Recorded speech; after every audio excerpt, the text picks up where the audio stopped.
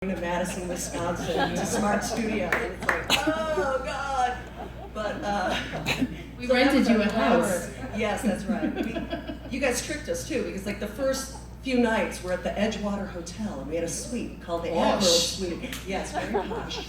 You know, Midwestern posh, old school Midwestern posh. Not so posh. Yeah. And then they moved us into this house that had some roach motels, to be honest. But you know, it was overall a great experience. And your band had been around for a while Forever. before this started, right? Like, what were your, and this was happening at a time where he was, I hate to use the word like commodity, but he, you know, like shit was happening for Butch. What were your expectations about what you wanted him to achieve with your band that had been around for a minute up until that point? Well, you know, he worked with Nirvana, and we were pals with them. And that's really, we had heard the name Butch Vig, but we weren't familiar with a lot of his recordings, but of course we heard our buddy Nirvana's stuff. And so I think what was apparent was he kind of took Nirvana from Bleach to,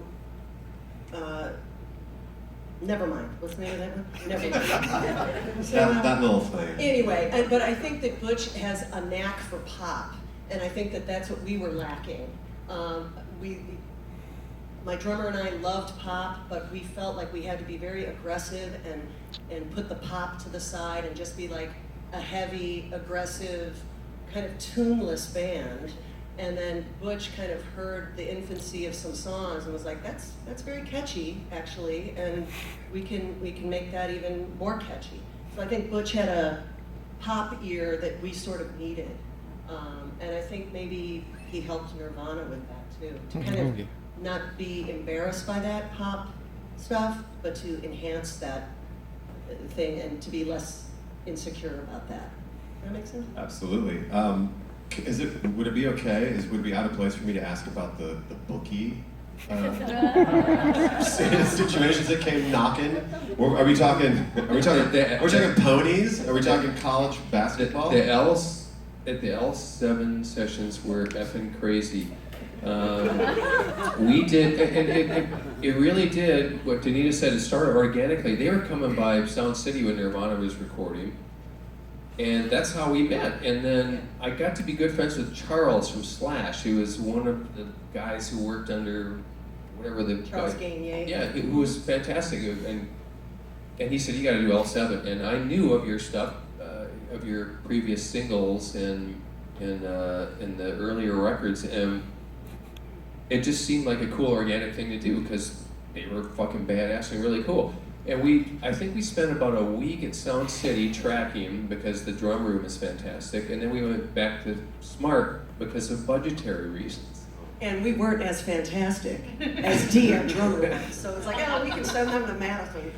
But Put D in the big room. yeah, we gave overtime. D got all the big money on that record, and we went back to Madison, and Danita's right. We put him up in the Edgewater for a couple days in like the Ellis suite or whatever, but then we moved him into a pretty shitty little apartment or house about 2 or 3 blocks from the studio because we had to work within the budget. And I'm telling you, those L7 gals went fucking crazy in Madison. These exaggerations. There were people coming by the studio. I don't know. They were going out. Honor, but I would be recording, doing a guitar overdub with Danita or Susie or someone, and just people were marching in and out of the studios. Who was that? I had no idea. You were partying your effing balls off. And, we are freak magnets. We like people on the fringe, and you know, we invite them in, and they usually go too far. Then we have to kick them out and have them arrested. They still talk about the L7 sessions, Right like the on. cab driver Keep it said, alive. my first job when I started to work at the studio was to clean that house. That was my, it was. It's true. It was, there was a guy, Danita, you must remember it, there was this bookie for some reason, you guys were hanging out with bookies. I don't know why. That's how we roll, Butch. That's how we roll. I find that He fascinating. had a good weekend, and we went Bookies. to, Wendy, what's the place out in Northport Drive? Mariners Inn, and the bookie took us all out to dinner, and he Of ordered course he for did. all of us. There was the band and me. There were a whole bunch of us. There were like a 20 people dinner. And he goes, "I'm ordering steak and lobster for everybody." And we did. Everybody had steak and lobster, and Well, because he of just course. paid for it. I had never heard of the Polish Mafia before. We went to Madison, Wisconsin. I knew the Italian Mafia, the Irish Mafia, the Polish Mafia. Okay, they live and breathe in Madison and Milwaukee. And anyway, let's move on Yeah. from That's enough talk about sort of- Well, it's funny. That's actually a good segue, the Polish Mafia, to my next question, which is about the story. And you see the film, and it's such a great. It reminds me of it's like Goodfellas with guitars. It's like you start out with these sort of humble roots, and it grows into something very massive, and then it gets too big and things kind of fall apart, and it's got rock and roll and big bands and little bands. And so my question is for Wendy, and then also for Butch, at what point did you realize this was a story that you had to tell with a documentary, and then what was Butch's reaction once you came to him with this kooky idea? Well, the studio didn't quite happen like that. The studio closed in 2010, right, February, and there was somebody who wanted to do a Last Waltz documentary of the last session. Remember this? I forget his name. But nobody liked him very much in the studio. So Mike Zirkle was he called me out, he was the studio manager, and he said, "Do you want to, sort of handle maybe capturing the studio closing?" I guess that's how it started, and I thought that it would be interesting to interview people in Madison about what it meant to lose smart. I knew personally what it was going to mean, and I was part of the music community in Madison and in the Midwest, and I knew what it was going to mean. So just starting to do interviews with people locally and sort of capture what they were experiencing as a result of the closing was the first step. And then showing that footage to Butch and Steve, I think we all felt like there was something stirring in the footage that was evocative of something that was beyond the closing. And it was the people beginning to tell the story about not only what it meant to lose smart, but what it meant to have smart. And so that was the beginning of what we felt was going to be an interesting project, but none of us used the D word. We didn't call it a documentary. Butch and Steve would look at footage and they would go, "Cool, keep shooting." That's about as much encouragement as I got from them. I think Cool, when you keep shooting, man, that's good. Cool. That was it. I think I've got at least 100 emails from you, Butch, that just say "cool" with an exclamation mark as my sort of green light. I'll just keep going.